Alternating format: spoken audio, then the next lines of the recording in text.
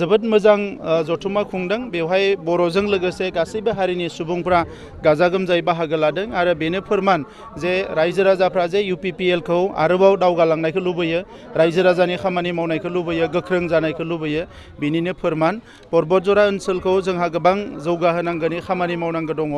दा बेखौ जोङो आखायाव लादों आरो फैबाय थानाय समाव बतझर ओनसोलनि स्कुल बे ओनसोलनि बायदिसिना जेंनाफोरखौ बोस्रांनो थाखाय जोङो गोबां बिथांखि लादों आखायाव आरो UPPL हान्जा हिसाबै जोंनि जिखिनि मावथिफोर बिथांमोनाबो बे ओनसोलनि जायखिजाया जेंनाखौनो सुस्रांनो थाखाय हाबाफारि लागासिनो दङ दिनै आं बेवहाय फैनानै गिबियावनो देबिटला हाइ स्कुलाव हाबदों आरो बे स्कुलनि थासारिया थिंफ्रा मोजां नङा गोजाम जाजोब्बाय बिनिखायनो बे फरायसालिनि थाखाय 15 लाख रां बे स्कुलखौ रिनोभेसन खालामनो थाखाय आङो फोसावदों बेजों लोगोसे 35 लाख रां बेवहाय अडिटोरियाम लुनो थाखाय फोसावदों आरो बाकी जि जेंना दङ बे ओनसोलनि आङो दैदेनगिरिफोरजों रायलायनानै बाकी जेंनाखौ सुस्रांनायनि हाबाफारि लागोन जोबोद दुखुनि बाथ्रा 17 बोसोर मोनदोंमोन आगोलनि सरकारा बेवहाय गोबां खामानि मावनो हागौमोन नाथाय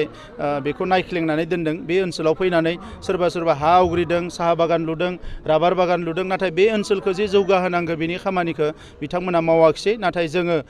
बतझरखौ नोजोर होदों गुरुदेबनि गुरुधामनिफ्राय लानानै जेसेबां बेवहाय माखासे हाबाफारि मावनांगौ दङ बेखौ मावनो थाखाय जों आखायाव लादों